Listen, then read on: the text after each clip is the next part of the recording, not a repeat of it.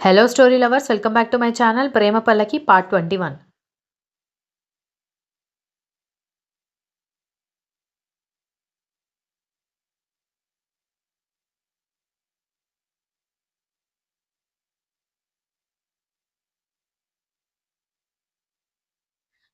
హే mental, నేను శివని అన్నాడు శివ.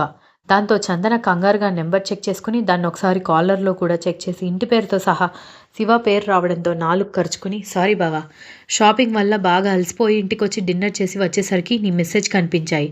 సడన్గా అలాంటి మెసేజ్లు కనిపించేసరికి నాకేం అర్థం కాలేదు, అందుకే అలా అన్నాను అంది.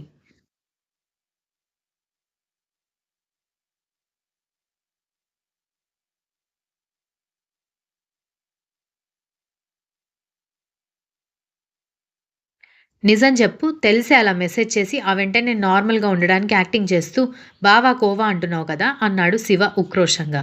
అయ్యో, నాకిష్టమైన మా ఫ్యామిలీ మీద ఒట్టు బావా. నిజంగా ఫస్ట్ మెసేజెస్ చూడగానే నాకేం అర్థం కాక అలా రిప్లై ఇచ్చాను. ఇప్పుడే కాలర్‌లో చెక్ చేసి నువ్వా కాదని కన్ఫర్మ్ చేసుకున్న తర్వాత బావా అని రిప్లై ఇచ్చాను అంది.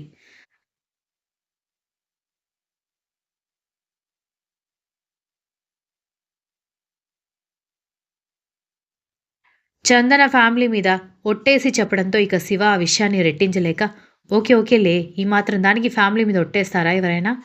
మన నిజాయితీ నిరూపించుకోవడం కోసం మన వాళ్ళని ఎప్పుడు బలి చేయకూడదు చందు అన్నాడు శివ.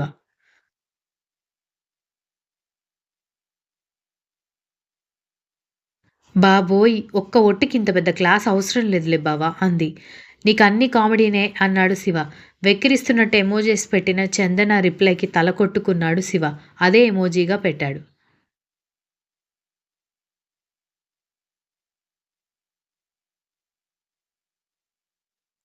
అతను తల కొట్టుకుంటున్న ఎమోజీ పెట్టేసరికి ఆశ్చర్యపోయి, ఏమైంది బావా, ఎందుకు తల కొట్టుకుంటున్నావు అని అడిగింది ఏమీ తెలియనట్టుగా. ఏం లేదమ్మా, నిన్నొక విషయం అడుగుతాను చెప్తావా అన్నాడు. అడుగు బావా అంది.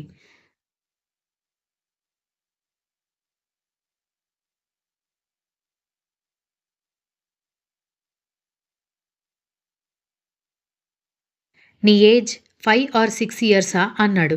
వాట్, షాక్ తిన్నట్టు రియాక్ట్ అయింది చందు. చెప్పు, 5 ఏళ్ల పిల్లవా లేకపోతే 6 ఏళ్ల పిల్లవా అని అడిగేసరికి, బావా, ఈరోజు షాపింగ్ నుంచి ఇంటికి వెళ్ళేటప్పుడు తలకి దెబ్బేమైనా తగిలి చిన్న మెదడు చితికిందా? 23 ఏళ్ల అమ్మాయిని పట్టుకుని 5 ఏళ్ల పిల్లవా అని అడుగుతావేంటి? పోనీ నువ్వు అలా అనుకోవడానికైనా నేనంత పొట్టిగా కూడా ఉండను కదా అంది చందు.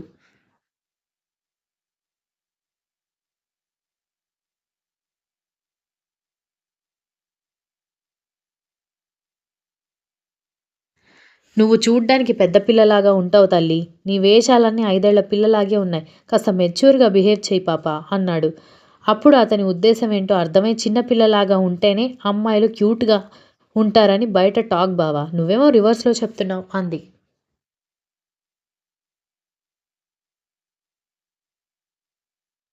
అదే అంటున్నాను కదా!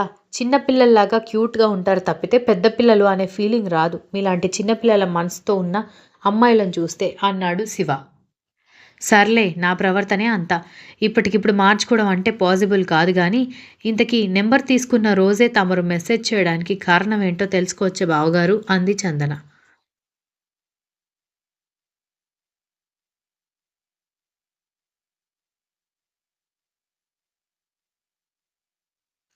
ఊరికే నిజంగా నీ నెంబర్ ఇచ్చావా? లేకపోతే వేరే ఎవరిదైనా ఇచ్చి నీ నెంబర్ అని చెప్పావా అని టెస్ట్ చేయడం కోసమని నవ్వుతున్న ఎమోజి శివ పెట్టేసరికి, అలాంటి చీప్ ట్రిక్స్ నేను చేయనులే అని మూతి ముడుచుకుంది చందన.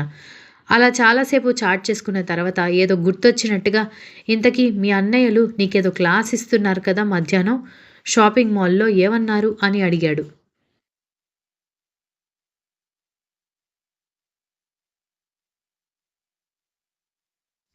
ఏముంది, మా అక్క మీ అన్నయ్యని పిచ్చిగా లవ్ చేస్తుంది కదా!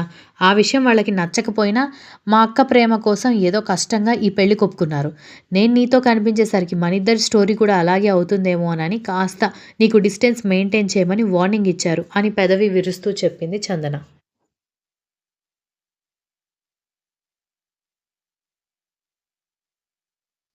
మరి నువ్వు డిస్టెన్స్ మెయింటైన్ చేస్తావా అన్నాడు. నిజానికి నేను మా అన్నయ్యల మాట వింటానని, చందన అనకూడదని దేవుళ్ళని కోరుకుంటున్నాడు.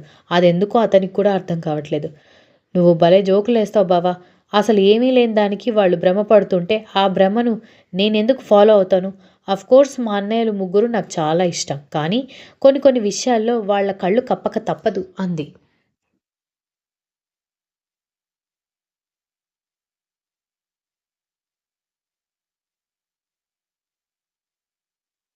వాళ్ళ కళ్ళు కప్పితే అది మోసం అవుతుంది కదా చందు అన్నాడు శివ. మోసమా? వామ్మో! మీరు చాలా పెద్ద వర్డ్స్ యూజ్ చేస్తున్నారు. నేను వాళ్ళకి తెలియకుండా లవ్ స్టోరీ నడపట్లేదు. పోనీ ఇంకేవో దారుణాలు కూడా చేయట్లేదు. అది కూడా కాదు అంటే వాళ్ళకి తెలియకుండా నైట్లు పార్టీలంటూ ఫ్రెండ్స్ వెంట తిరగట్లేదు కూడా. అప్పుడు అది మోసం ఎలా అవుద్ది? అలా అనుకుంటే మీకొక సీక్రెట్ చెప్పాలి అంది.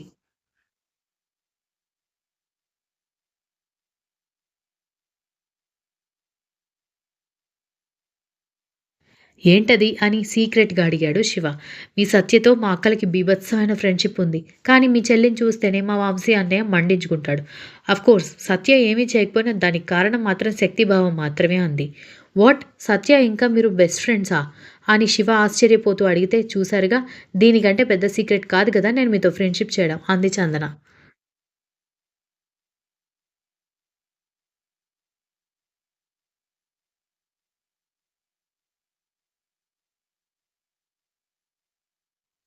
అమ్మ దొంగ మొహాలు. నేనిప్పటి వరకు మీ అన్నయ్యలు, మా అన్నయ్య మాత్రమే కంత్రీలు అనుకున్నాను కానీ, మీ ముందు వాళ్ళు నలుగురు అసలు సరిపోరు అన్నాడు శివ. చందన గట్టిగా నవ్వేసి పొగిడించాలే బావ అంది.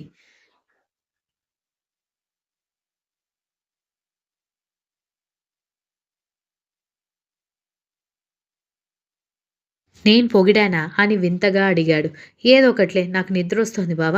మామూలుగా నేను ఇంకా అక్క వాళ్ళు డ్రామాలు చూస్తూ నైట్ ఔట్స్ చేస్తాం. కానీ ఈరోజు షాపింగ్‌కి వెళ్ళాం కదా! బాగా అలసటగా ఉంది. గుడ్ నైట్ అని చెప్పి ఆఫ్‌లైన్ వెళ్ళిపోయింది చందన. ఆమె చాటింగ్ మొత్తం ఒకసారి రివైండ్ చేసుకొని కోతిపిల్ల అనుకుని నవ్వుకుంటూ పడుకున్నాడు శివ.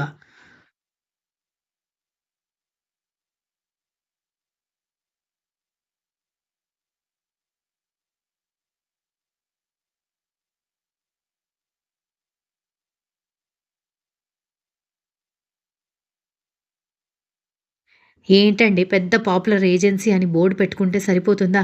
అంతే పర్ఫెక్ట్‌గా వర్క్ కూడా చేయాలి కదా! అని అరుస్తున్నాడు శక్తి.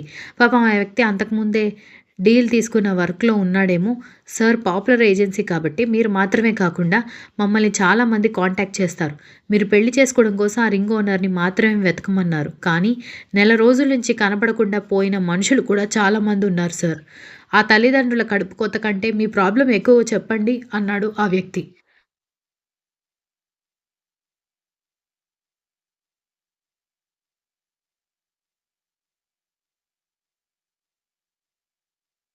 ఆ మాటకి ఒక్క క్షణం శక్తి సైలెంట్ అయిపోయి, ఓకే. I'm very sorry. మీరు వేరే వర్క్‌లో ఉన్నారని నేను గెస్ చేయలేకపోయాను. ఒకవేళ మీరు సీనియర్ కాబట్టి, మీరు బిజీగా ఉంటే కనీసం మీ జూనియర్స్‌కైనా ఈ వర్క్ అప్పగించండి. బికాజ్ లేట్ చేసే కొద్దీ నాకు ఇష్టం లేని అమ్మాయిని పెళ్లి చేసుకునే టైం దగ్గర పడుతుంది అన్నాడు. ఓకే సార్ అని కాల్ కట్ చేశాడు అతను.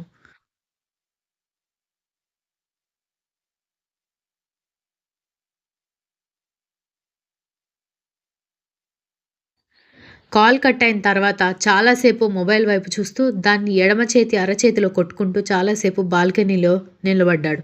మెల్లగా ఇంట్లో లైట్స్ అన్నీ ఆఫ్ అయిపోయి ఇల్లంతా అంధకారం అలుముకోవడంతో అలాగే నిలబడి ఎదురింటి వైపు చూస్తున్న అతనికి దితి రూమ్‌లో ఆమె షాడో కనిపించడంతో చివుక్కున వెనక్కి తిరిగి లైట్స్ ఆఫ్ చేసుకొని రూమ్‌లో దయ్యంలాగా తిరుగు లేదంటే విండో పక్కన కాకుండా వేరే దగ్గర తిరుగు అని ఆమెకి మెసేజ్ పెట్టాడు.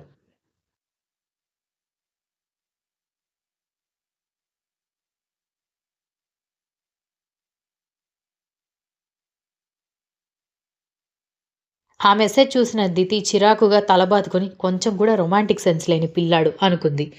ఇక ఆ పైన శక్తికి ఏం రిప్లై ఇవ్వాలో అర్థం కాక సరే అని మాత్రం రిప్లై ఇచ్చి పడుకుంది దితి.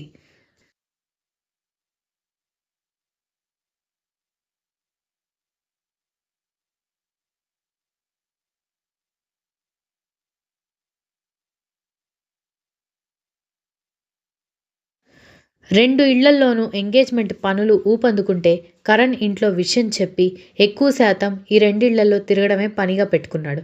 వీరింట్లో చాలా ఏళ్ల తర్వాత జరుగుతున్న శుభకార్యం. అందులో ఆడపిల్లలో పెద్ద ఆడపిల్ల కావడంతో కిరణ్ ఇంకా వీర్ చాలా గ్రాండ్‌గా ఎంగేజ్‌మెంట్ చేయడం కోసం ప్రిపేర్ చేస్తున్నారు. వాళ్ళ మనసులో శక్తి దితిని ఎలా చూసుకుంటాడో అన్న టెన్షన్ ఉన్నా కూడా తర్వాత జీవితం గురించి ఆలోచిస్తూ ఇప్పటి శుభకార్యాలని నెగ్లెక్ట్ చేయలేడు కాబట్టి అన్ని ఘనంగా చేయాలని ఫిక్స్ అవుతున్నారు.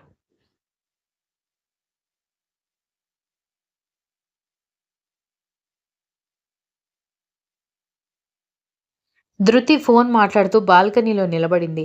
హే Rita, after 3 days my elder sister engagement was going on. మన ఫ్రెండ్స్ అందరికీ చెప్పు, అందరూ ఇండియా రావాల్సిందే అని చెప్పింది.